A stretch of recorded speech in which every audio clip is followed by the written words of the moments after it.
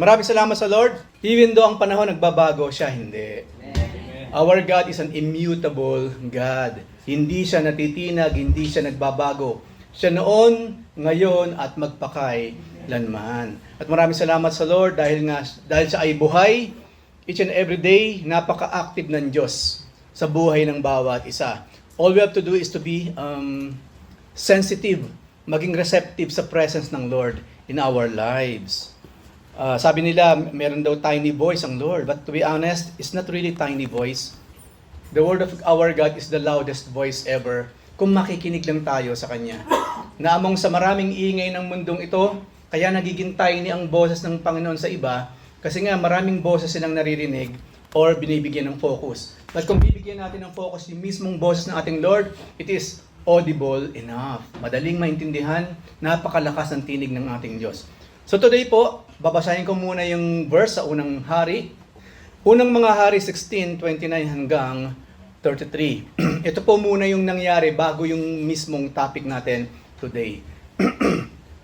Verse 29, nagsimulang maghari sa Israel si Ahab, na anak ni Omri noong ika-38 taon ng paghahari ni Asa sa Juda. Sa Samaria siya nanirahan at naghari sa loob ng 22 taon. Higit sa lahat ng nauna sa kanya, ang kasamaang ginawa niya sa paningin ni Yahweh, itong si Ahab. Verse 31, hindi pa siya nasiyahang ipagpatuloy ang ginawa ni Jeroboam, pinakasalan din niya si Jezebel na anak ni Etbaal, hari ng Sidon. At mula doon, naglingkod siya at sumamba kay Baal. Nagtayo siya ng templo para kay Baal sa Samaria. Nagpagawa siya ng altar at ipinasok doon ang ginawa niyang rebulto ni Asherah. Meron ng Baal, meron pang Asherah. Ang mga pagkakasalang ginawa niya ay higit na masama sa ginawa ng mga haring nauna sa kanya. Mula kay Jeroboam hanggang kay Ahab, maraming generation po nagdaan, puro evil sa harapan ng ating Panginoon. Ang title po ng mensahe today ay Buhay na Diyos. Sa pag-aaral natin ng magkakasunod-sunod na topic, doon ka nakita, kako, malinaw naman sa Genesis pa lamang hanggang sa Exodus, sa mga susunod na mga pinag-aralan natin, napaka-obvious naman na wala namang ibang talagang Diyos. There's no other God but Yahweh. Right? Bakit ang tao pinipilit nilang gumawa ng ibang Diyos? No wonder ang Lord, kasama sa 10 utos, una't pangalawa, yung kanyang puot sa mga taong sumasamba sa ibang Diyos. Kasi simulat sa Paul, wala namang ibang Diyos eh. Especially Genesis pa lamang, right? Panon pa lamang ni Noah, napakasuwail na ng mga tao. Genesis pa lang. Hindi pa tayo lumalabas ng Genesis, napakasuwail na ng mga tao at meron na silang ibang sinusunod bukod sa Diyos. O hindi pala bukod sa Diyos, ayaw lang sumunod sa Diyos, kundi sa mga sarili lamang nila. To the point later on, sa panahon nga ni Nimrod, dun sa Babylonia, hindi ba nagsimula silang gumawa ng sarili ng religion? At dumating pa yung time na si mismong Nimrod, ginawa niyang Diyos ang sarili niya, pati yung kanyang nanay. Kaya nagkaroon ng mother and child worship, na hanggang ngayon, sineselebrate yan, or ginagawa ng isang malaking reliyon. At marami pang mga malilit na reliyon around the world. Sabi ko, napakatigas talaga ng ulo ng tao. I hope nakita niyo yung mga kapatid. Genesis pa lamang, nabubuhay pa nga lang si Methuselah, nung panahon ni Noah, meron pang nabubuhay na sinauna pa, mga lolo-lolo niya, na nanggaling mismo sa mga anak ni Adan. Umabot sila sa panahon na buhay pa yon yung mga apo ni Adan, o anak ni Adan. Pero for some reason, talagang tao, napakatigas ng ulo. They want other God. They created their own gods. They invented their own gods. Kaya ang Diyos, sabi niya, ako'y mapanibaghuing Diyos. Kaya nga sabi ng Panginoon, yung galit niya, aabot daw sa ika-4 na salinlahi. Ilang henerasyon yung magiging sumpa sa mga taong sumasamba sa hindi tunay na Diyos. Kasi isa lang ang Diyos, isa lang ang lumikha ng lahat. Ano yung ginagawa ng maraming bansa ngayon around us? Itong bansang ito, hindi nag-e-exist ang Diyos nila. Ang Diyos nila sa bansang ito, nag-e-exist lamang sa kanilang puso, sa kanilang isipan. Pero, yung katotohanan ko, nag-e-exist ba ang Diyos nila? Hindi nag-e-exist yung Diyos nila. There's only one God. Hear, Israel, the Lord our God, the Lord is one. Iisa lang ang creator. Yung lumikha kay Eva at kay Adan, yun lang talaga ang creator, wala nang iba.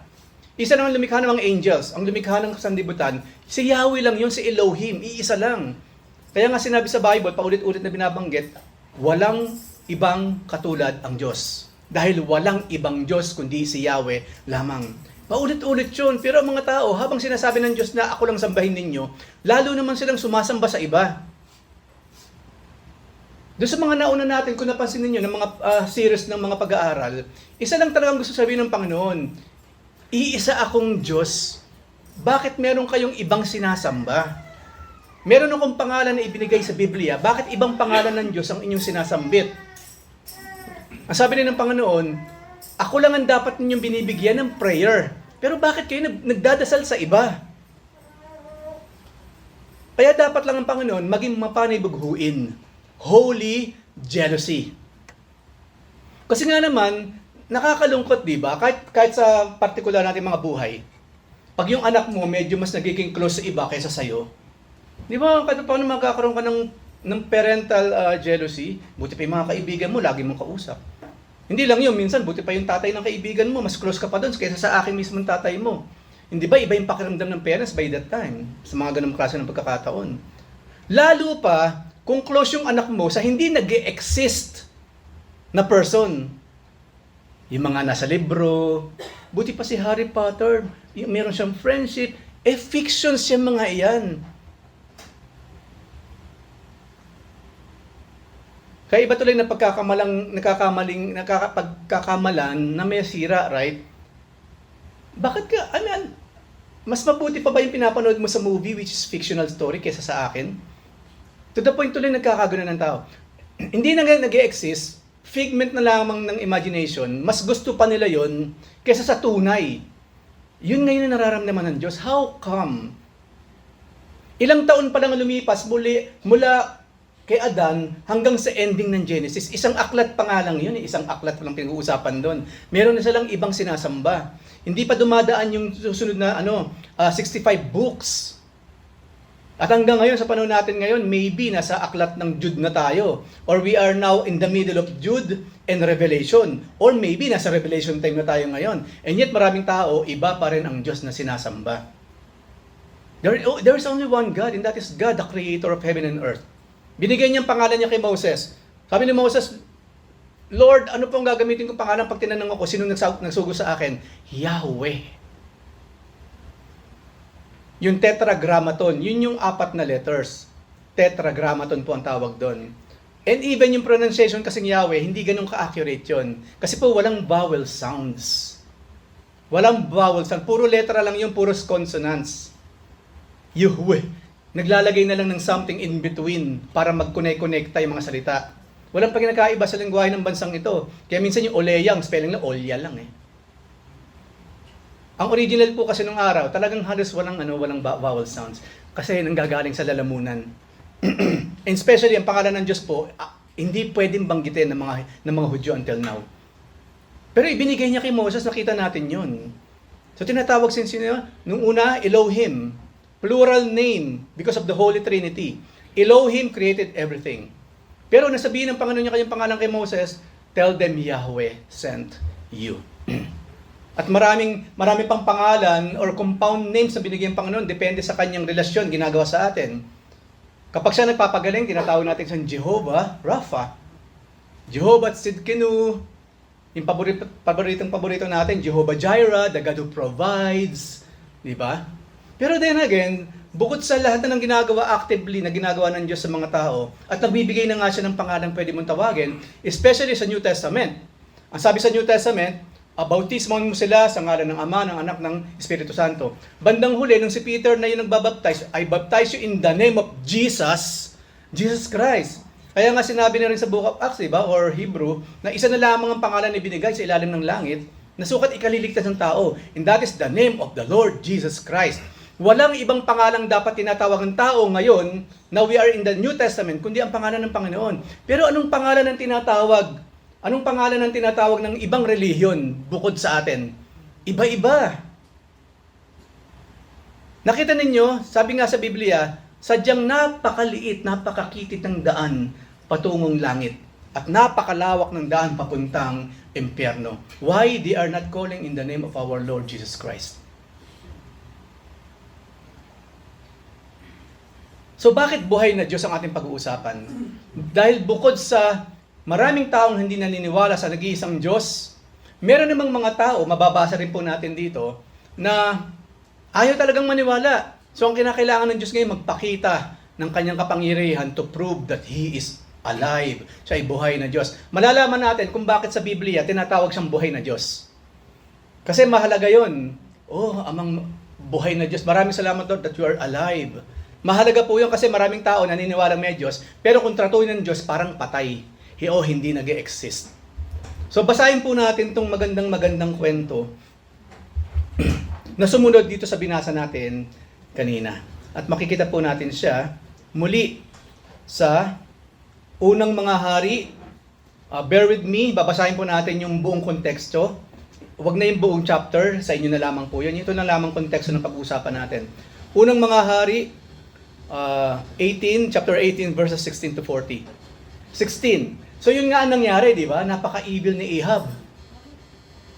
At according sa binasa natin kanina, mas masama pa si Ahab kaysa sa mga ginawa ng kanyang mga ninunong. Napaka-evil din naman. Di ba? Okay, please fix that. Ano yung maingay? Okay. Siguro hindi ko lang siya hawakan. So basahin po natin ha. Verse 16. Ito na ngayon, merong emissary or spokesperson na pinadala si Ahab para hanapin si Elijah, i-confront si Elijah. Okay? Verse 16. Hinanap nga ni Obadias, ito yung ginamit ni Ahab, ng evil king, para makipag-usap kay Elias. Kasi po ito yung pagkakataon na hindi na umuulan. Kandahirap ang mga tao dahil merong tagtuyot. Ngayon po, I think that's called El Nino, right? El Nino. Noong unang panahon po, nagkakaroon ng El Nino kapag ang Diyos mismo nagsabi, bilang parusa sa mga taong makasalanan. Imagine, sa isang maghapon na lamang kung hindi tayo makakainom ng tama, ano mangyari sa atin? Like now, napaka-dry ng weather because of the sunstorm. Kaya dry ang ating mga lalamunan. Imagine kung 3 taon mahigit pa, 3.5 years pa, na magkakaroon ng tag-init, nang walang ulang dumarating mula sa langit, or let's say wala tayo talagang source ng tubig na maiinom. So itong si Ahab ngayon, galit na galit kay Elias. Kasi totally against si Elias kay Ahab sa kanyang mga ginagawa. At imagine si Ahab, talagang pinakasalan pa niya isang pagan, paganong babae, which is, of course, alam natin yung kwento ni Jezebel, the most evil woman in the entire universe. Yung pa mismo, pinangasawa niya, taga Sidon pa. Yung mga lugar na yan, hindi yan lugar ng mga Hudyo. Mga pagan sa mga yan, sumasamba nga sila kay Baal at kay Asherah. So, hinanap nga ni Obadias, si Ahab, sound. I think malakas na ang boses ko, hindi ko na kailangan. Kasi wala rin naman tunog. Okay? Hinanap nga ni Obadias si Ahab at sinabi ang lahat ng pinasasabi ni Elias. At lumakad si Ahab upang salubungin ng propeta. Ito po yun. Nang makita ni Ahab si Elias, sinabi nito, ikaw nga ba yan ang nanggugulo sa Israel? Ang tingin po ng mga evil people sa mga anak ng Diyos, mga pasaway. Kasi laging against ang mga anak ng Diyos sa ginagawa ng mga masasamang tao like him. Walang pinagkaiba sa panahon natin ngayon. Pag tayo hindi sumang-ayon sa takbo ng mundo, paparatangan tayong mga pasaway. Yung mga born again na yan talaga, mga panggulo ng mundo. Buong mundo naniniwala na nga sa Pride Month. Ang mga Kristiyano ayaw maniwala. Kaya galit na galit po sa atin yung mga taong yan. Pati yung mga governments, yung mga churches na tinatawag na sumusuporta sa Pride Month, ang tingin nila sa ating hindi sumusuporta sa ginagawa ng kasamaan, tayo yung mga panggulo sa mundo. So yun ang tingin ngayon ni Ahab kay Elias, panggulo. Ikaw ba yan ang nanggugulo sa Israel? Verse 18. So sumagot ngayon si Elijah. Hindi ako ang nanggugulo sa Israel, kung di kayo at ang angkan ng inyong ama. Kayo ang pasaway, hari. Why? Sapagkat sinusuway ninyo ang mga utos ni Yahweh at ang pinaglilingkuran ninyo yung mga imahen ni Baal. Mga rebulto ni Baal. Alam po ninyo, itong si Baal, dalawang bagay lang si Baal. Either Baal originally is a demon, or Baal is a figment of imagination ng mga tao. Malalaman natin kung sino yan. Okay, si Baal, sabi niya, yan kasi kayo ang tunay na pasaway. Yung mga sumasamba sa imahen, mga sumasamba sa rebulto, at this point in time, imahen ni Baal, kayo po ang tunay na pasaway. Sinusuway ninyong utos ni Yahweh na nag-iisang Diyos. Verse 19, ngayon tipunin ninyo ang buong Israel. Ito ngayon ang hamon ni ng Diyos through Elijah. Tipunin ninyo ang buong Israel at ang ilan daw? 450 propeta ni Baal. Tawagin nyo rin yung 400 propeta ni Asherah, isa na namang Diyos-Diyosan, na pinapakain pa ni Jezebel. Nakita ninyo, nung unang panahon pa lang, ang mga taong sumasamba sa hindi tunay, hindi nag-e-exist, nag-aalay pa sila ng pagkain. Saan natin makikita yung nag-aalay ng pagkain sa mga hindi na naman nag-exist, hindi na nakikita, wala naman sa mundo? Sa libingan, di ba? Pag araw ng patay, for some reason, yung mga patay, na wala na nga sila dito, dinadalan pa ng prutas. Hindi naman makakain na ng nanay natin yun. Hindi na makakain ng mga lolo natin yun. Why? They are not here anymore.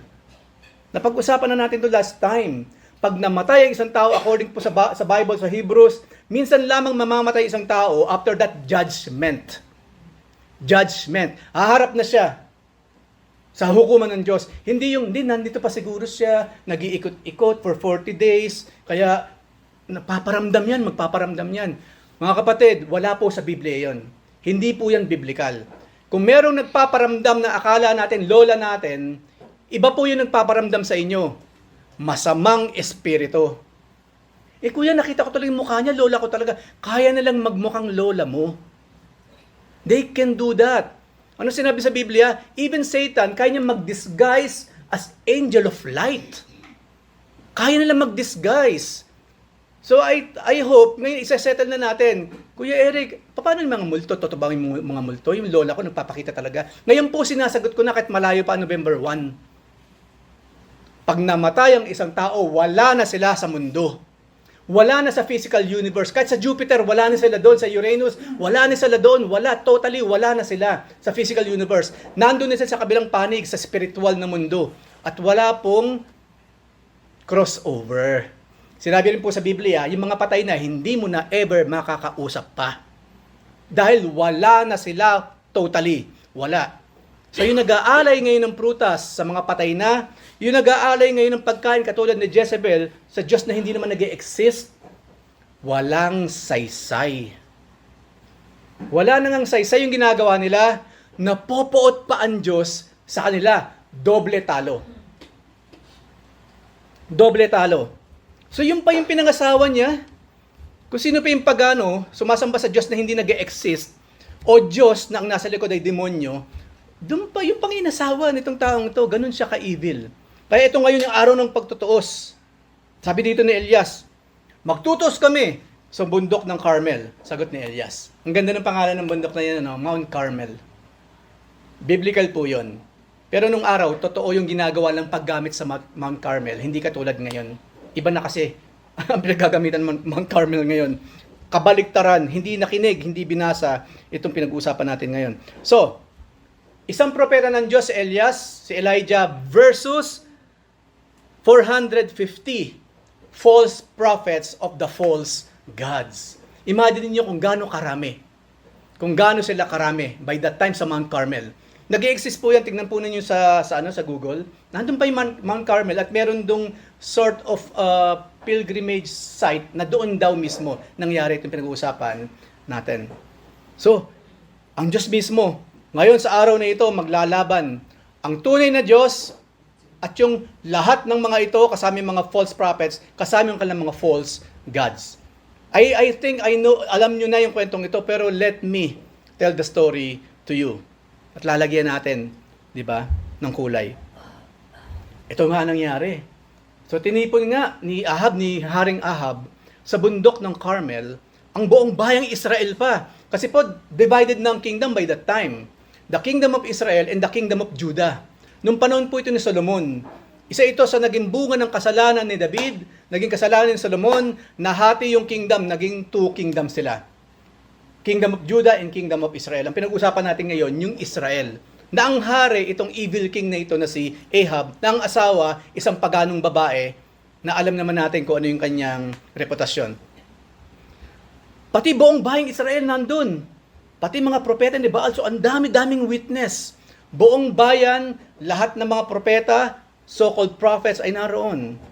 So, lumapit po si Elias at sinabi sa taong bayan, kayo mga taga-Israel, o kayong so-called Christians, sabi ni Elijah, hanggang kailan pa kayo mag-aalinlangan? Kung si Yahweh ang tunay na Diyos, siya ang sundin nyo. Parang sinabi, kung talaga naniniwala kayo sa Diyos ng Biblia, sundin ninyo sinasabi ng Biblia, hindi yung sarili ninyo. Hindi tradisyon ninyo. Kuya, kasi nakagis na namin to Panon pa lamang ng Kastila, ginagawa na ng pamilya namin to. Ano sinabi ng Panginoon? Ganon. Ano unahin ninyo? Tradisyon ninyo ang aking mga salita. Yun lang naman yun Kung unahin ng mga tradisyon, hindi naman maka-Diyos o hindi galing sa Biblia, then ibang Diyos ang sinasamba ng ganung klase ng mga tao. Ayaw nila sa ating Diyos. Sabi niya, hanggang kailan kayo mag-aalinlangan? Diba? Kung talagang si Yahweh ang tunay na Diyos, siya ang sundin ninyo. At ang sabi niya, kasi naglalagay na po ng maliw na border dito. Naguhit si Elijah. Wala pong gitna. Mga kapatid, sa Biblia po, walang gitna, walang neutral. Kung paano merong babae, merong lalaki, walang neutral. Eva, Adan, walang gitna. Ganun din, kung may liwanag, kung merong darkness, walang gitna. Walang gray area ang Biblia. Kung hindi ka sa Diyos, kay Satanas ka. Ganun lang po yun. So yun ang sinasabi ni Elijah. Okay, kung hindi kayo kay Yahweh, di ba? Kung kay Yahweh kayo, sundin ninyo. At kung si Baal naman, kay Baal kayo maglingkod. Ayaw ng Diyos sa mga balimbing. Kung paano yung mga politicians kapag araw ng eleksyon, ayaw nila ng mga balimbing, ganun din po, lalong-lalo na ang Diyos. Kasi itong mga Israelita, by that time, titignan na kung sino mas powerful pa sa dalawa. Ayaw na ayaw ng Diyos yun. No? Ayaw na ayaw ng Diyos yun. Maninimbang ka pa? Ako na tanging Diyos na nag-e-exist at yung isang Diyos hindi nag-e-exist, titimbangin mo pa kami? Malaking sampal po yan sa Diyos. Isipin ninyo sa inyong mga relationships. Sino ba talagang mas mahal mo, siya o ako? Una, dapat isa lang Dapat walang pinagpipilian. Kung ikaw lang, di ba? Pag nalamang may nanliligaw sa'yo, di ba? O yung nililigawan mo, meron pa palang ibang, right? O kunyari kayo na. Tapos yung pala, meron pa siya titimbang. Gusto mo ba yung ganung feeling? Hindi pa pala ako sigurado ito sa babaeng to Hindi pa pala ako sigurado sa lalaking ito Ayaw natin ng ganung feeling, right? Gusto natin, kung alam mo, kung akin ka. Hindi pwede namamangka sa dalawang ilog and so on and so forth. Ayaw natin yun, right? Lalo na ang Diyos. Kaya po ang Panginoon by that time talaga naman, galit na galit. Kulang na lang tirisin niya itong mga taong ito. Sabi niya, kung kay Baal, sige na, ituloy niyo na kasi 100% kay Baal na kayo maglingkod. Ano nangyari? Hindi sila umiimik. Hindi ba yung mga taong nasa ganyang kalagayan, hindi rin makaimik pag kinausap mo? Ano ba talaga? Kasi naguguluhan ako sa'yo. Ikakasal na tayo, malapit na. Pero nakita ko, hati ang puso mo. Ano ba talaga? Hindi makaimik. Hindi makaimik. Pero kung ako yun, no way. Wala nang kasal na mangyayari. Goodbye. Goodbye. Okay. Kung si Baal man, kung sa Diyos ka, kung Baal ka, kay Baal ka. Hindi sila makaimik sa naririnig nila. Di ba? Verse 22. Muling nagsalita si Elias. Okay, wala akong marinig sa inyo. Ako naman ulit. Ako na lang ang natitira sa mga propeta ni Yahweh. Samantalang may 450 ang mga propeta ni Baal. Nilinaw niya. One prophet of God against sa kadami-daming propeta, false prophet ni Baal. Makikita natin ngayon yung balance. Di ba? Kung tayo yung mahilig sa majority wins, talo tayo. Alam niyo po ba na sa Biblia hindi ginagamit na principle yung majority wins? There's no such thing as majority wins sa Bible. Tayo ginagawa natin yan, di ba? Ginagawa natin yan, pero kung tutuusin po sa Biblia po, walang majority wins. Sa Bible po, kung sino pa yung minority, yun pa yung tama. Kasi ang laki ng tendency makahakot talaga. Dumami yung mga taong hindi naniniwala. Anyway, biblical na siya eh. Malaki talaga yung daan patungo doon. Maliit lang yung patungo dito. Ang mga Christians po, especially by that time, nung panahon ni Jesus Christ, they are the super micro minority. Pero walang ibang pinakatama sa lahat kundi ang Lord at yung 12 apostles. The rest, they are sinners and they are liars. So ito ngayon pinapakita, isa, laban sa 450. Yun lang itong propeta ni Baal ha. Wala pa yung kay Asherah na another 400. Wala pa yun. 23. Ito ngayon ang testing para mapatunayan natin na ang Diyos ng Israel, hindi pala Israel kasi by that time yung Israel kasi napaka-unfaithful. Yung Diyos ni Elias, ang tunay na Diyos at yung Diyos ninyo, hindi. Magdala kayo rito ng 2 toro. Hayaan ninyong ang isa sa mga ito ay patayin ng mga propeta ni Baal at pagkatapos ay katayin at ilagay sa ibabaw ng mga kahoy. Huwag ninyo sisindihan ha. Gayon din naman ang gagawin ko sa isa pang toro. So yun lang ngayon ang testing. Yun muna. Ito, pareho kasi sila nang gagawin by that time. Verse 24. Pagkatapos, pag nagawa na ninyo yun, tawagin ninyo ang inyong Diyos at tatawagin ko naman si Yahweh. So titingnan natin sino ang tunay na Diyos.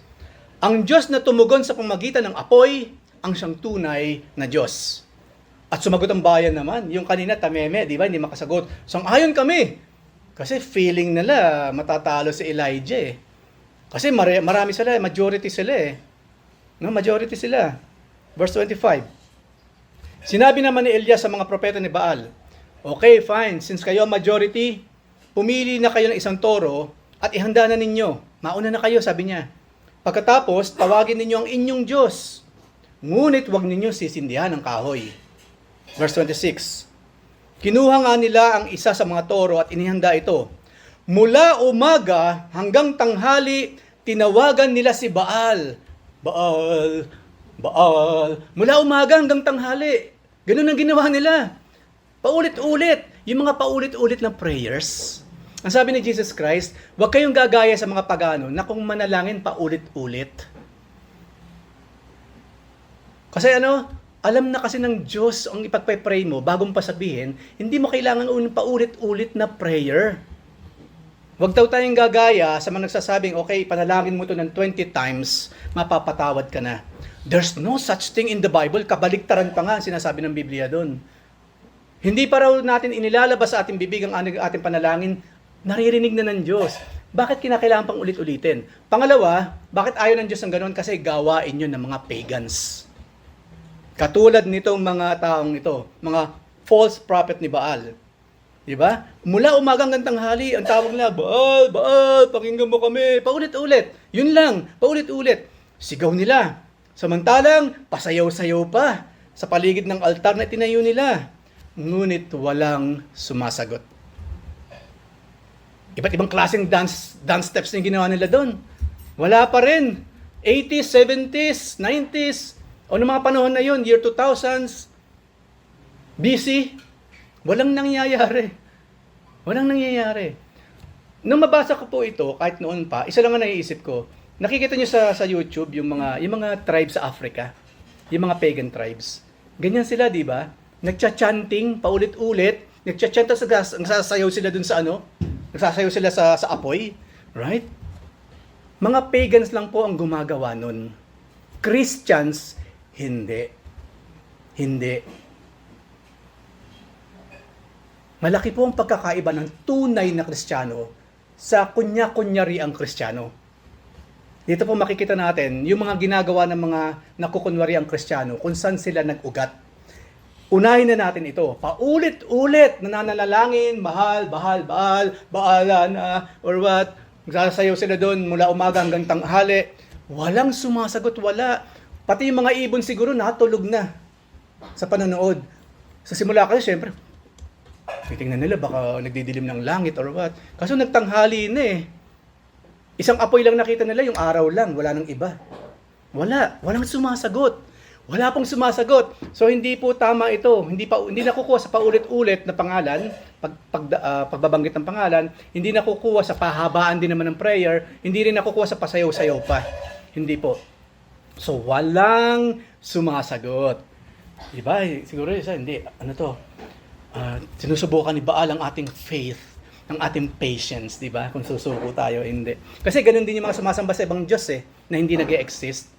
Kapag hindi sumasagot ang Diyos nila, tinetesting ni Beelzebub ang ating faith. Tinetesting ng mga Diyos-Diyosan ito ang ating faith. So tuloy lang sila. Ito na ngayon, syempre, tagal na Verse 27. Nang katanghalian ay hinamak na sila ni Elias. Sabi niya, lakasan pa ninyo. Isa siyang Diyos, di ba? Baka nagbubulay-bulay pa siya. Imagine, this is the gods ng mga taong to, si Baal. Baka nagbubulay-bulay pa siya. O kaya'y nasa palikuran. Nakita niyo yung mockery na ginawa ni Elijah? Minak niya talaga. Minak niya itong Diyos-Diyosan to, yung mga propeta ni Baal. Baka nasa palikuran. O baka naman may pinuntahan lang, nag-shopping or what. Nasa Venus, nagpapasarap doon. O baka natutulog. Kaya kailangan gisingin. Ayan, nakita ninyo malaking issue kay Elijah yung mga natutulog. Kaya dapat gisingin po. Opo, laban lang, laban. Kung ako sa inyo, huwag kayong humawak ng ano-ano para hindi nalalaglag. Ilagay niyo sa tabi niyo yan. Kasi lalong halata Lalong halata. Minak.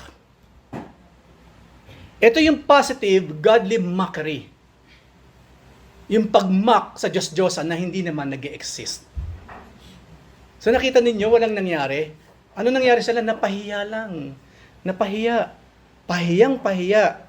Ngayon hindi lamang yun, siyempre, hindi pa enough ang ginagawa natin para kay Baal. Hindi pa enough. Verse 28. Lalo nga nilang nilakasan ang kanilang sigaw. Napapaos na. No? Nawawala na ng boses. Hindi lamang yun. Look at this. Hinihiwaan pa nila ang kanilang mga sarili sa pamamagitan ng kutsilyo at punyal, tulad ng kanilang kaugalian hanggang sa maging duguan sila. Patuloy silang nagsisigawan, dugo-duguan na silang ganyan. Sinasaktan nila yung sarili nila. Sinasaktan nila. Nag-uungulan na sila sa hirap. Tanghaling tapat. Puro kasugat sa katawan. Walang tubig. Tuyot na sila by that time. Hanggang inabot sila ng hapon, ngunit wala pa ring tinig o anumang sagot. Alam niyo mga kapatid, gawain ng mga pagano nang sumasamba sa hindi tunay na Diyos, yung pananakit sa sarili. Wala po sa Biblia na ang isang Kristiyano, sabi ni Jesus Christ, in order na ako mag-glorify ninyo, in order na ako sumagot sa inyong panalangin, gusto ko mahirapan ka muna. Gusto ko magpapako ka muna sa krus. Gusto ko hampasin mo ang likod mo, ang buong katawan mo. At pag nakita kong duguan ka na, wala ka ng lakas, then maybe sasagutin ko ang prayer mo. Hindi po ang Diyos ang gumagawa ng ganun. Ano ang Diyos? Sadista? Hindi po. To be honest, wala tayong kailangan gawin but to put our faith in the Lord. Sasagot siya sa panalangin. Pero ito ngayon, nakita ninyo, hindi ko nababanggitin. Saan nanggaling yung ginagawang practice ngayon ng mga tao na sinasaktan ng sarili? Sa Bible din. Pero yung parte ng Bible na hindi dapat gayahin mula sa mga pagans na sumasamba kay Baal. Yung paulit-ulit ng panalangin, hindi iniuutos ng Biblia yan. Walang example from the apostles, example na pinakita yan ng mga pagano. Yung pananakit ng sarili, sinusugatan, duguan. Hindi po rin po yan, galing sa Diyos, galing po sa kalaban yan. Hindi ko na sasabihin, kayo na mismo maghusga. Anong relihiyon ang gumagawa niyan sa isang taon? Hindi ko na sasabihin, kayo na mismo, use your common sense. Open your eyes and your heart to the Bible. Iba ang pinanggalingan ng mga tradisyon na yan. Totally iba ang sa Diyos na buhay. Totally iba yung sa mga Diyos-Diyos ang hindi naman nag-e-exist. Ginawa lamang ng figment of imagination ng mga tao or mga Diyos-Diyosang demonyo ang nasa likuran. Malinaw po yan, hindi po ako nagsasabi dito, nagbabasa lang tayo ng Biblia. And this is the Bible, this is history, historical fact. Hindi po natin pwedeng dagdagan o bawasan pa. Biblia po ang binabasa natin. So inihahayag ko sa inyo. So I hope kayo mismo, magkaroon kayo ng tamang kaisipan, oo nga. Since sinasabi sa Biblia, wag na nating gagawin. Since sinasabi sa Biblia, wag na nating susuportahan. Okay? Kasi po ang Diyos ang pinag-uusapan dito. Yung poot ng Diyos. Maging yung ulan sa buhay, kayang pigilin kung matitigas ang ulo natin.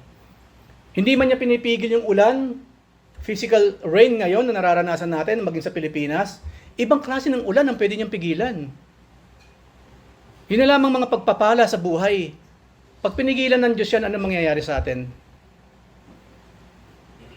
Magkaroon nga lang ng El Nino kandahirap ng Pilipinas. Naranasan na natin yun, parang ginto ang sibuyas.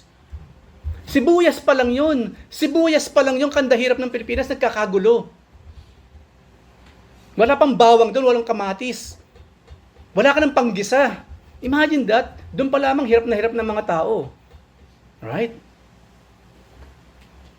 Ang Diyos po pag nagalit, ito po ang isa sa example ng pwede niyang gawin sa atin. Matutuyo ang ating kabuhayan. So mamili tayo, sabi dito ni Elijah. Okay, sige na nga, mamaya na tayo mamili. So nakita natin ano naging resulta ng ginagawa ng mga sumasamba sa mga hindi tunay na Diyos, ano? Sa mga hindi buhay na Diyos. Kasi pag ito kasi mga ito, hindi nag-i-exist. So they are not alive. They're not even dead. Because they do not exist. So tingnan po natin sa verse 30. So yan na ngayon. Wala na. Lupaypay na yung ang dami-daming tao, puro dugo. Yung mga false prophet ni Baal, nakalupaypay na sila. Nasalita na si Elias sa buong bayan. Lumapit kayo sa akin, sabi ni Elias. Yung mahal ng yung bahay ng Diyos ng Israel. Ganun kamahal ng Diyos ng Israel sa kabila ng lahat, lumapit kayo sa akin. At nagsilapit ang lahat. So, ito naman, turn na ngayon ni Elijah, ng ating champion by that time. Inayos niya ang altar ni Yahweh na matagal nang gumuho. Dati po kasi meron talagang altar doon nung una pa lang, mayroong gumawa ng altar. Dahil iba na yung Diyos na sinasamba ng mga Israelites, nalaluma na lang, gumuho na lang yun. Yung altar ng tunay na Diyos, yung pa ang napabayaan. Samantalang yung altar ni Baal, yung altar ni Asherah, bago, brand new. Merong nag-aalaga, may bulaklak, napakaganda. Pero yung altar ng Diyos po, at this point in time, wala. Sira siya. Okay, pwede natin sabing altar itong pulpit na ito. But yung altar po ngayon na pinag-usapan natin sa panahon natin is more than these things. It's more than the stones. Alam po ba ninyo kung ano yung altar na pinag-usapan natin, kung isasalin natin sa panahon natin ngayon bilang mga Kristiyano? Our hearts. Our hearts, this is the altar of God now. Ang sabi dito, yung altar ni Yahweh, nang makita, gutay-gutay, iniwan, pinabayaan na lang. Samantalang yung altar ng mga hindi tunay na Diyos, yung pa nga ang maganda, up-to-date ang materyales, inaalagaan. Now, look at the altar of our hearts. Kayo mismo tignan ninyo ang mga puso ninyo. Anong klaseng altar ni Yahweh meron ngayon sa puso nating lahat? Maintained ba yan? Napaglalaanan ba ng panahon yung altar na yan ni Yahweh sa ating mga puso? O baka ibang altar na ang nakalagay dyan? Because Baal and Asherah, pwede silang ihalin tulad sa anumang mga bagay na umaagaw sa panahon natin sa Diyos ngayon. Maybe, nandiyan pa rin yung altar ni Yahweh, katulad dito, yung nga lang, nasa likuran na lang siya. And there are other altars now in our hearts. At yun ang lagi nating inuuna. Yun ang laging malinis, yun ang laging updated, yun ang laging maintained. What about the altar of Yahweh in our hearts? Yun ang sinisimbolize yung pinag-usapan natin dito. Ano nangyari? Kumuha siya ng 12 bato. Nakita niya, ang altar ni Yahweh talaga naman napabayaan na. So kumuha siya ng 12 bato. Katumbas ng bilang ng mga lipi ni Jacob na binigyan ni Yahweh ng pangalang Israel. Ang mga bato ay ginawa niyang altar para kay Yahweh. Rock, matigas, hindi naluluma, hindi madudurog. Yun ang ginamit ngayon. Naalala niyo yung sinabi sa aklat ng Pedro, di ba? Dati raw, ang puso na ang salita ng Panginoon nakasulat sa bato. But now, ito ay nakasulat na sa tablets of our hearts. Now it is written on the flesh. Yung 10 Commandments po, dati sa 2 biyak na bato yun, di ba? At ngayon po hindi na. Ito na siya nakasulat sa ating mga puso, yung 10 utos ng Diyos. Andyan na siya. Pero sinabi rin naman sa Biblia, para tayong mga bato. We are like rocks, like living stones sa harap ng ating Diyos. Ang pinag-usapan nating altar ngayon, hindi na talaga yung bato katulad ng ginagawa dito by that time, kundi yung flesh. Tayo mismo yung church. Diba? Bawat isa sa atin, we are the church. yung simbahan, kaharian mismo ng ating Panginoon. Ang mga bato'y ginawa niyang altar para kay Yahweh. So, matapos niyang unahin, siyempre, yung para kay Yahweh, yung altar ni Yahweh, then ginawa niya yung susunod. Pinaligiran niya iyon ng isang kanal na maaaring maglaman ng 2 baldeng tubig. Verse 33, isinalansan niya ang mga kahoy sa gitna po ng altar, sa gitna ng altar ni Yahweh. Kinatay ang toro at ipinatong sa kahoy. Pagkatapos sinabi niya, kumuha kayo ng 4 na bangang tubig at ibuhos sa handog at sa kahoy. Ganun nga ang ginawa ng mga tao by that time. So that's first. Pangalawa, verse 34, buhusan pa ninyo another set, sabi ni Elias, at binuhusan nila. At isa pa, hindi lang enough yung 2 balde ng tubig, yung mga balde ng tubig. Isa pang buhos, utos ulit ni Elias. So 3 beses nga nilang binuhusan ng handog hanggang sa umagos ang tubig sa paligid mismo ng altar at umaapaw nga doon sa kanal na kanyang ginawa. 3 times niyang siniguradong basang-basa yung kahoy, maging yung handog na toro. Parang ng panahon ni Jesus Christ 3:00 ng hapon, verse 36, nang 3 na ng hapon, na siyang oras ng paghahandog, and we know, it was 3 p.m. in the afternoon, ng Panginoon, sinabi niya, it is finished. At ipinikit niya ang kanyang mga mata, and He gave His Spirit sa kanyang Ama. Kaya nagdilim ang langit by that time, di ba? Ng panahon ni Jesus Christ sa crucifixion. So ito pong mga pangyayaring sa Old Testament, mga kapatid, uulitin ko. These things are foreshadow of the things to come. Tandaan po natin, pag nagbabasa tayo ng Old Testament, may kinalaman yan sa New Testament. So, binabasa natin ang New Testament, pero wag natin kalilimutang bumalik sa Old Testament. At makikita natin yung more wonder and miracle ng pagkilos ng Panginoon sa buhay ng lahat ng tao. So, nang 3 na ng hapon, na siyang oras ng paghandog, tumayo si Elias sa harap ng altar at nanalangin. Yahweh, Diyos nila Abraham, Isaac at Jacob, patunayan po ninyo ngayon na talagang kayo ang Diyos ng Israel at ako ay inyong lingkod. Naalala niyo yung last time, yung miracles? Bakit merong miracles? Upang patunayan ng Diyos na siya'y tunay na Diyos at yung tao mismong yon ay kanyang isinugo. Like the Lord Jesus Christ. Anong sinabi ng Panginoon? Kung hindi kayo nakikinig sa aking mga sinasabi, masdan na lamang ninyo ang aking mga ginagawa. Ano ginagawa ng Lord? Miracles and wonders. Di po ba napag-usapan natin yung tinapay na ilang piraso lang, pero napakain yung mahigit 5,000 tao at may sobra pa. Imbis na yung sobra, mas kokonti dun sa unang bilang, mas marami pa ang natira. So yun po ang meaning ng miracles. At ito po yung pinag-uusapan din natin ngayon. Meron po itong connection sa last time. 2 po ang pakikita natin dito, Panginoon. Una, na kayo lamang ang Diyos na makapangyarihan sa lahat. At ako po, si Elias, si Elijah, ay inyong isinugo. Diba? Napakaganda. Ako inyong lingkod. At ginawa ko ang lahat ng ito sapagkat ito ang inyong utos. Verse 37. Pakinggan po ninyo ako, Yahweh, upang malaman ng bayang ito na kayo lang ang Diyos at nais ninyo siyang magbalik loob. Napakabuti talaga ng Lord, ano? Napakabuti ng Panginoon. Meron talagang 2nd, 3rd, 5th, 100 chance siyang ibinibigay.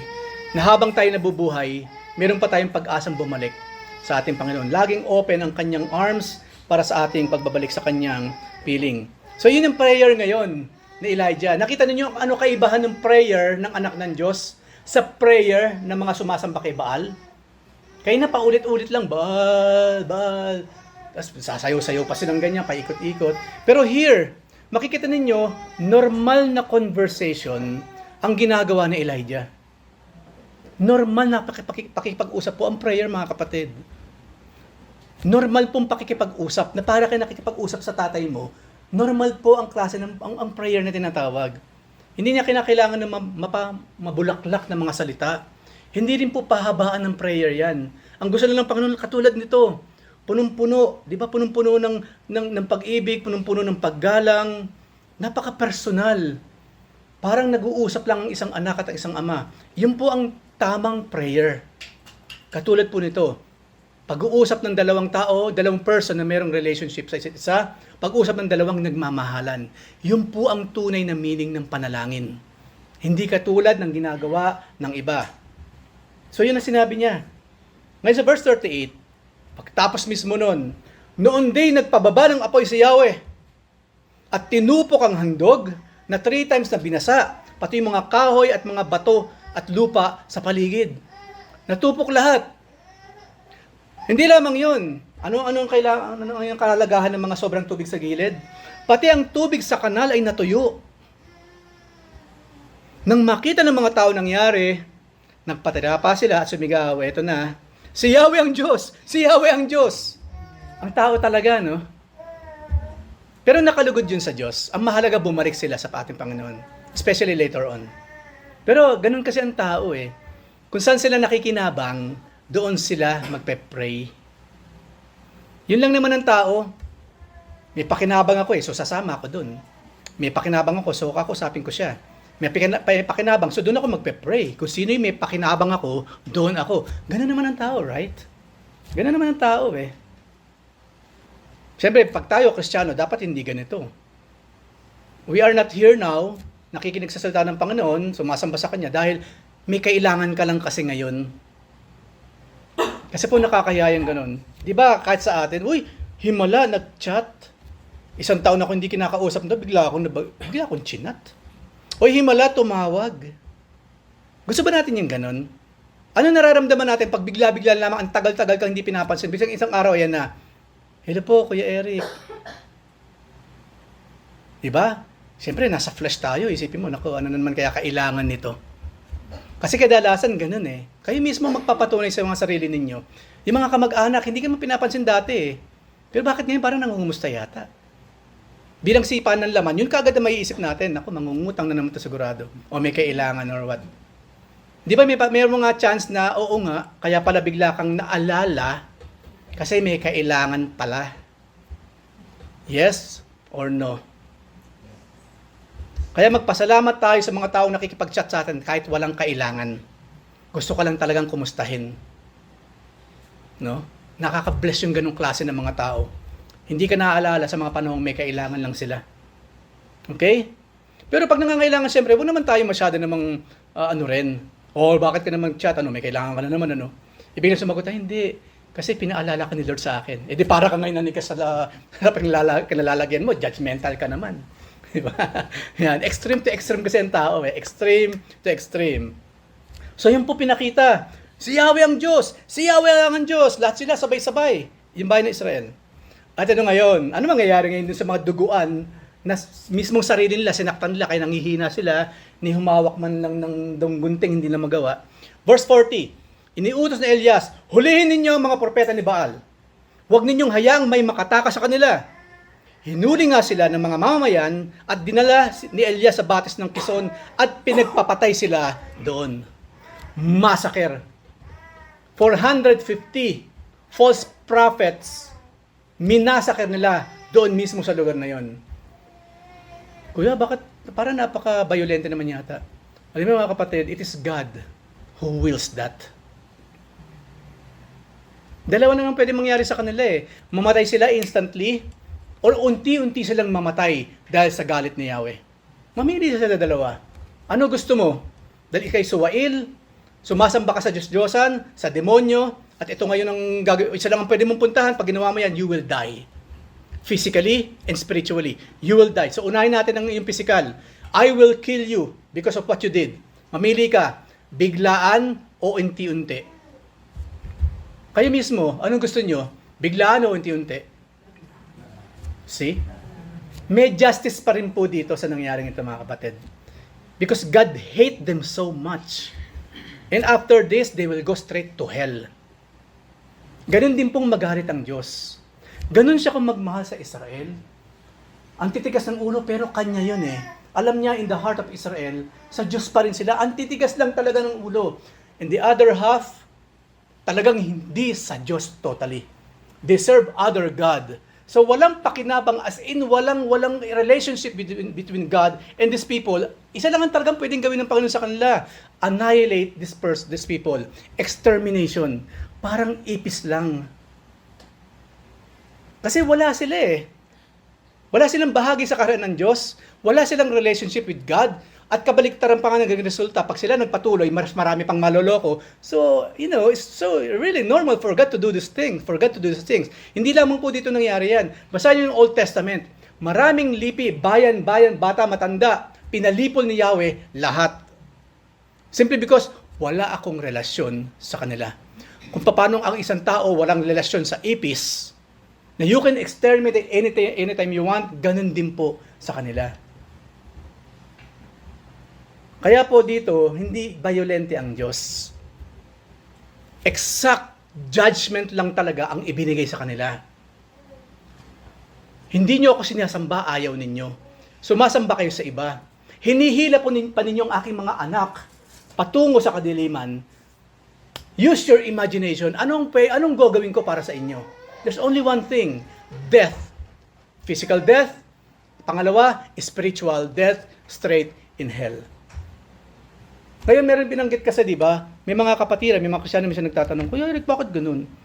Kung sino pa yung mga hindi sumasamba kay Yahweh sa Diyos ng mga Kristiyano, kung sino pa yung hindi Christian, sila pa yung yumayaman. Mandali lang po sagutin yung mga tanong na yan. Kasi hanggang dun na lang sila. Alam naman natin na sa Biblia yun, di ba? Ano naman kung magkamal sila ng bilyon-bilyon dito sa lupa? Pag namatay yan, dadalhin ba nila yun? Hindi. Hindi lamang yun, pinakamasakit doon, saan sila pupunta? Impyerno. So yun na yung pinakamaligayang sandali ng buhay nila. Yung 80 years, 70 years silang nabuhay na nagpasasa sa yaman ng mundo, yun na yun. After nun, eternal punishment in hell.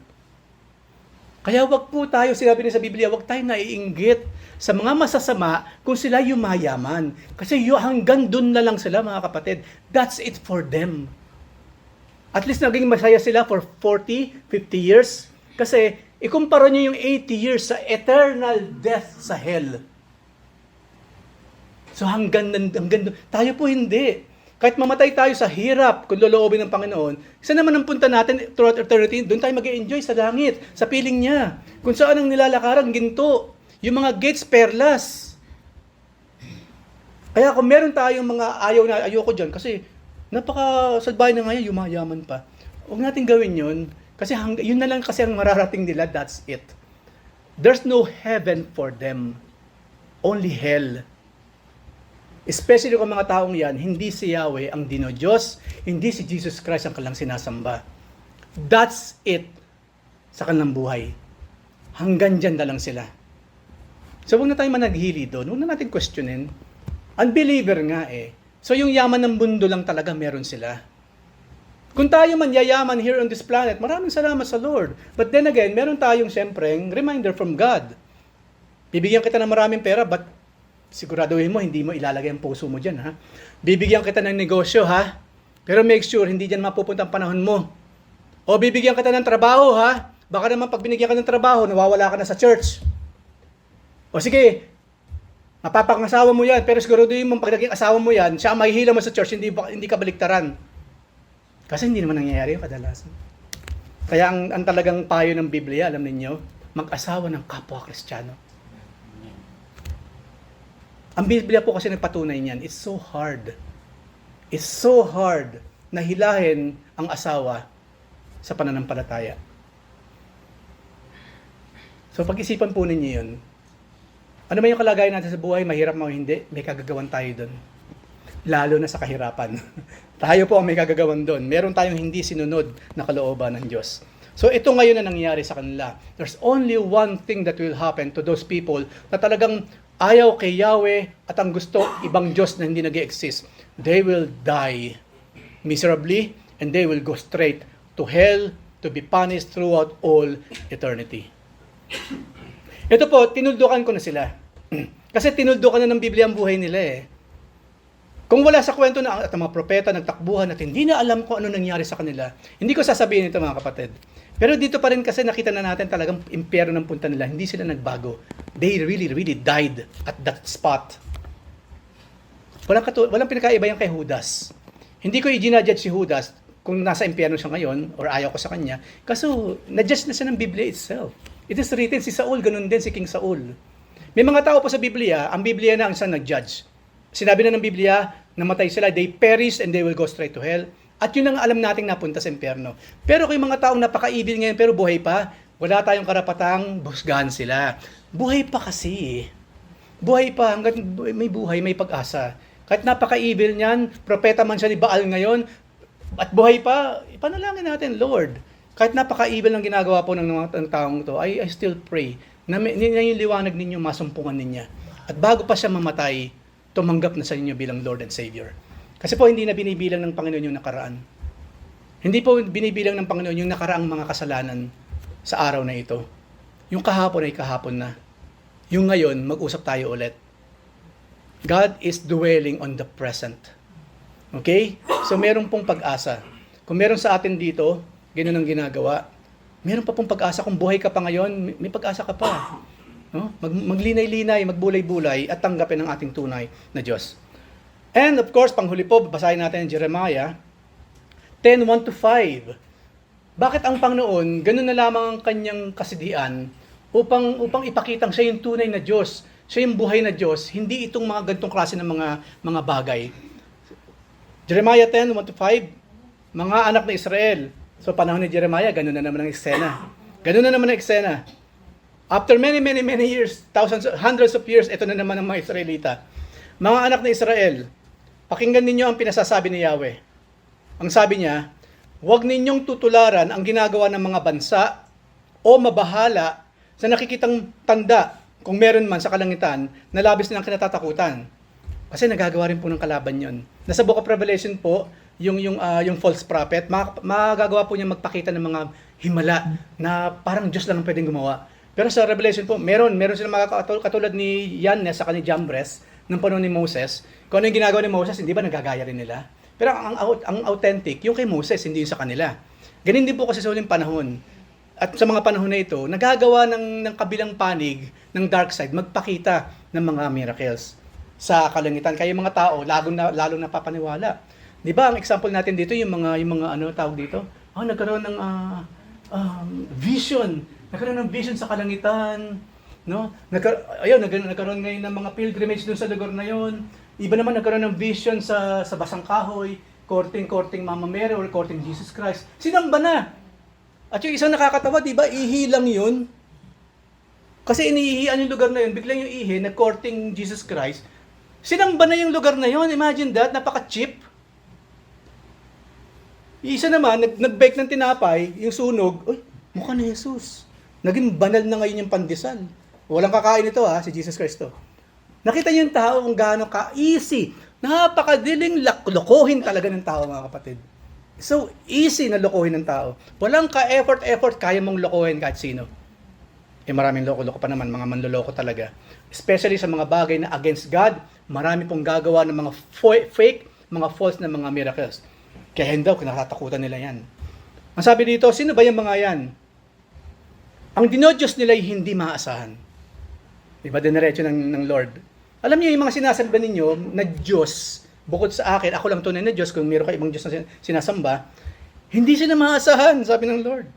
Isang punong kahoy na pinutol mula sa gubat. Inanyuan ng mga dalubhasang kamay. Nililok yung kahoy na kinuha sa kagubatan, nililok ng dalubhasang kamay. At pagtapos nun, after lilukin, lagyan ng itsura, yung kahoy na kinuha sa gubat, verse 4, at pinalamutian ng ginto at pilak. Ano pa? Dinikit at pinakuan upang hindi mabuhal.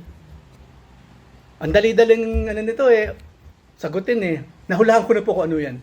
Pero by that time kasi ganun sila sumasamba sa mga rebulto, sa mga Diyos-Diyosan na hindi naman nag-i-exist. Ano sinabi dito? Sabi dito sa verse 5. Yung mga Diyos-Diyosan na yan, sila'y tulad sa panakot ng ibon sa gitna ng bukid. Hindi nakakapagsalita. Pinapasan pa sila sapagkat hindi nakakalakad. Biblia po ito hindi ako. Biblia po nagkukwento dito, panahon ni Jeremiah, at yung Diyos po ang nagsasalita by this time.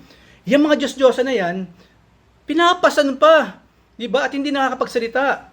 Kaya ang sabi ngayon ni Yahweh sa mga tao na nararahuyo na naman sa Diyos-Diyosan by that time, huwag kayong matakot sa kanila. Kasi nga kaya magpakita daw ng vision sa heaven or what. Huwag kayong matakot sa kanila, sapagkat hindi sila makakagawa ng masama. at wala ring magagawang mabuti. Why? They are nothing. They never exist. Walang ibang Diyos kundi si Yahweh lang. Nakita ninyo, ang Diyos mismo nagsabi. Kaya ang Diyos, jealous na jealous siya. Bakit mo minamahal yung hindi nag-exist? Ako nag-exist, hindi mo mamahal, hindi mo kayang mahalin. Iyan, imahinasyon lang minamahal mo. Ginagawa mo pa ng hugis, akala naman nag-exist. Napaka-gross po kasi gross. Nakalapastanganan talaga, abomination sa Diyos, na sumasambang tao sa Diyos na hindi naman nag-exist. Nakuha niyo yung point ko, mga kapatid. For me, bato-bato sa langit, for me, nakakakita ko ng ganyan sa mga baliw. Ang mga baliw, may kausap, pero wala. Right? May sinusubo ng pagkain, pero wala yun. Why? Baliw nga kasi eh. At yun mismo ang ginagawa ng lahat ng tao na sumasamba sa ibang Diyos. Sumasamba sila sa wala. Paano ang Diyos hindi mamumuhi sa mga ganyan? Kung si Yahweh hindi siya nagpakita through sa buhay natin sa pamamagitan ng kanyang mga ginawang mga miracles, mga wonders, kasi nagpapakita ang Diyos sa atin through the things na ginagawa sa buhay natin. Pag meron siyang pinrovide, maraming salamat Jehovah Jireh. Pag tayo gumaling na naman sa sakit, ang ating lalamunan ngayon, makati na naman, Lord, give me healing sa aking lalamunan. Pag pinagaling tayo ng Panginoon, Lord, maraming salamat po Jehovah Jireh, Rapha. God is alive, so active siyang kumikilos sa atin. Pero yung kasing iba, hindi naman eh.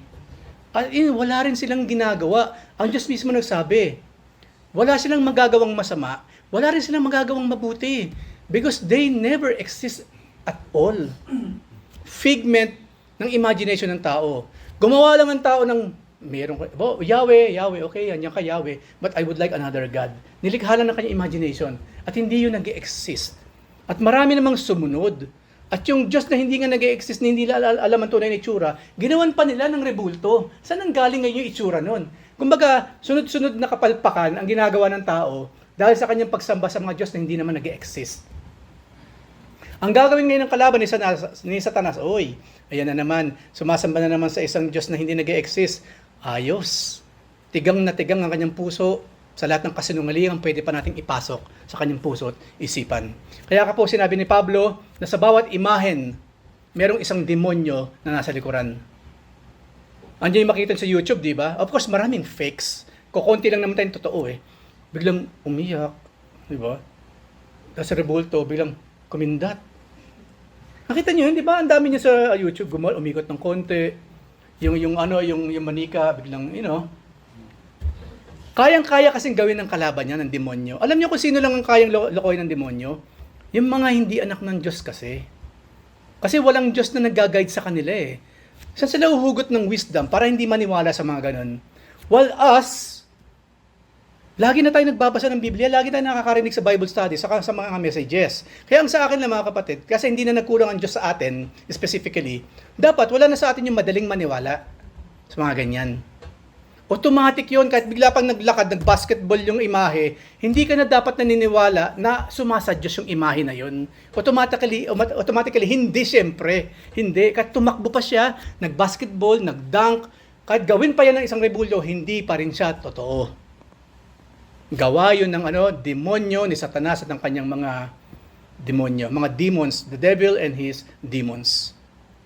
So isa lang po ang buhay na Diyos, si Yahweh lang. Nakita ninyo sa katibayan yung ginagawa, katulad ngayon. Diba? 1 linggo silang bakasyon dito na lang sa bansang ito. Ano gagawin nila? Ano meron itong 1 linggo na ito? Pupunta na naman sila sa lugar na yon, kung saan iikot sila ng 7 beses. Hahalik sila doon sa isang batong itim. Ang dami nang humalik doon. Hahalik ka ba doon? Napudpud na nga eh. Dati bilog yon, ngayon pauka na. Bakit? Ilang labi na yung dumikit doon, hahalik ka doon. Halik sila dun. Imagine yung germs. Tayo nga, minsan, huwag mo ako halikan. Hindi ko alam kung kanina ako humalik kanina eh. Dapat lang, di ba? Dapat isa lang yung hinahalikan, right?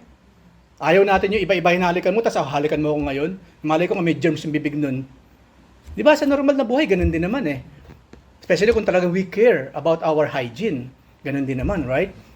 O maghugas ka muna ng kamay, hipo-hipo ka sa akin, dumi-dumi ng kamay mo. Normal lang yun, right? Pero sila, look at this, because of fanaticism, sa isang Diyos na hindi nag-exist, umiikot sila doon ng 7 beses, hahalik sa isang batong, ang dami-dami ng humalik, may tubig pa sila doon, pupunta pa sila sa isang lugar na babatohin daw nila si Satanas ng 7 bato. Meron po kasi yun meron silang pupuntahan, yung merong obelisk na ganun. Binabato nila yon 7 times kasi si Satanas yon. Sinisimbolo si Satanas. No? So look at this. Sabi nila sa bansang ito, hindi sila katulad daw ng mga Kristiyano na merong rebulto. Ano yung binabato nyo diyan? Ano yung iniikutan nyo diyan? Ano yung hinahalikan ninyo diyan? Hindi ba? Pagsambarin nyo sa Diyos-Diyosan o sa mga rebulto, sa mga imahe. Anyway, ano maasahan natin sa kanila? They're serving a God na hindi nag-exist. So, everything goes. Kung anong sabihin nila, yun na yun. So, anong ginagawa nila? In vain. Kakatay sila ng sakaterbang mga hayop ngayon, di ba? To offer, para malinis daw ang kanilang kasalanan for another year. So, kahapon, gagawin muna ng maraming kalokohan. Anyway, pagpunta ko naman doon, malinis ako ulit. At banal uli ako sa Diyos na akin sinasamba. Para saan? Wala. Walang saysay. Namumuhi pa nga si Yahweh sa ginagawa nila. Yun po ang nakakalungkot sa mga tao na akala niya yung sinasamba niya, tunay na Diyos. Pero hindi pala. Buong buhay niya, lumakad siya ng paluhod, buong buhay niya, nagpaka-ascetic siya. Hindi siya bumibili ng kung ano-ano, pinahirapan niya sarili niya in the name of his God, of her God. Yun pala, at the end, pag binasa niya ang Biblia, walang saysay lahat. Kasi walang pinupuntahan lang ginagawa nila. Zero. Kumakalat lang sa hangin. Lahat ng ginagawa. Even their prayers, kumakalat lang sa hangin. Walang nararating. Nakita niyo kung gano'n sila kawawa din? Kawawa. All their efforts, seriousness, religiousness, walang nangyari sa lahat ng iyon. Kaya meron pamantayan ng Panginoon na dapat natin sundin. Yun ang sinabi sa Biblia. Sa chapter 3 ng Romans, di ba? Maraming tao hindi talaga nakaabot sa pamantayan ng Diyos. Hindi umaabot sa paanan ng Diyos ang kanilang mga ginagawa, napaka-religious man o hindi. Why? Because they're doing those things in the name of those gods na hindi naman nag-exist. So those things, once matapos nang gawin, tapos na, wala na. But us, mga kapatid, hindi po. Since we are serving the living God, talagang pag tayo po nag-pray, may sasagot. Magnalangin ka sa Diyos na nag-exist, walang sasagot siyempre. Pag tayo nanalangin kay Yahweh, ang tunay na Diyos, ang nag-iisang living God, merong sasagot. At nararanasan natin yan sa ating buhay. Merong active, living God na nangangalaga sa atin. Na hindi lamang siya, meron pang mga laksalak sa mga angels na itinalaga sa bawat isa sa atin. Our God, the Christian God, the God of Israel, is alive. The only one living God. Tandaan po ninyo yun, ganun tayo ka-blessed. When we pray to heaven, hindi hangin ang tumasagot. Merong person, holy, powerful person na sumasagot, nakikinig sa atin. Meron talaga tayong kausap. Hindi katulad nila. So remember po, I know napakarami ko nang binanggit, ipinasok sa pinag-uusapan natin ngayon. Pero kung meron paraan tayo sa buhay natin na tila ba pumapalit sa Diyos, it's about time for us to reconsider. Maaring minsan kasi maganda man siya para napaka-positive. Baka naman yung mga pangarap natin mismo ang humahadlang upang ang Diyos makakilos sa buhay natin. Huwag nating hahayaan yun kasi yung pangarap na yan, hindi yan tutuparin ng Diyos. Dapat ang Diyos kasama sa pangarap. Ano man yung klase ng pangarap niya, tumaas ang sahod mo, dapat una mong kinonsider ang Diyos muna. Lord, pag nagbigay, kailangan ko po ng salary increase. Anyway, maraming salamat sa talinong binigay ninyo. Pag ako binigyan ng salary increase, Lord, magagamit ko siya. Lalo ako makakatulong sa aking mga mahal sa buhay at ikisalado makakatulong ako sa inyong gawain. Dapat laging ganun, nandun ang Diyos. Dapat sa bawat pangarap natin, hindi itchapwera ang Diyos. Ang Diyos po kasi hindi genie. God is not a genie na kapag binigay ng genie yung ating request, wala naman tayong gagawin kundi for us lang lahat yon. Gagamitin natin sa sarili natin, yung oras na sa atin lang lahat, puro sa atin, at wala nang binabalik sa genie. Hindi po genie ang Diyos. Whatever our prayers, our pangarap is, dapat laging naroon ang Diyos. Gusto mo na mag-asawa? Dapat nandun ang Diyos. Kasi yun ang makadalasang problema ng tao. We are praying so much. Pero bakit yung iba hindi sinasagot? Simply because it's only for you kasi. Nasaan ako sa prayer mo? Parte ba ako ng pangarap mo, anak? You are praying to me na kayang magbigay ng pangarap mo, and yet nang tignan ko yung puso't isip mo, wala naman ako sa pangarap mong hinihingi mo sa akin. Kaya doon nga nangyayari, pag lumaki ang sahod, ano nangyayari? Lalong nawawala sa church. Nagsha-shopping na lang. Yung mga walang trabaho, humingi ng trabaho sa Diyos, binigyan Diyos ng trabaho, ano ginawa? Puro trabaho na lang, nawala na rin ng time sa Diyos. Humingi ng boyfriend, humingi ng girlfriend. Nung magkaroon, wala na ng time sa Diyos. Nandun na sa girlfriend, nasa boyfriend na. Nag-asawa. Binigyan ng Diyos ng asawa. Asa na siya? Sa asawa na lang lahat. Hindi ako pinayagan ng asawa ko eh. Hindi ako pinayagan ng boyfriend ko eh. Hindi ako pinayagan ng girlfriend ko. Nakita niyo yung masaklap na kalalagayan ng Diyos kapag tayo ingrato, wala tayong pasasalamat. So pray and make sure sa lahat ng hiningi natin sa Diyos, God is in the midst of those prayers. God is in the midst of our pangarap, mga planuin sa buhay. At bakit hindi niya ibibigay? At ang Diyos na buhay, ang pinakamasarap kasama sa buhay. He's an ever-present help in times of trouble. Of course, not because of that isosolve niya yung mga troubles, kundi laging may nagmamahal sa iyo, maging sino ka man. At laging mayroong magbibigay sa iyo ng third, fourth, fifth, 100 chance sa tuwing ikaw ay nagkakamali. So serve the living God. Magkaroon tayo ng house cleaning, heart cleaning, baka meron diyang mga bagay na iniwan pa ng masamang nakaraan. Linisin yan, ipalinis natin sa Panginoon, and have a very, very good and great start in our lives kasama ang ating buhay na Diyos.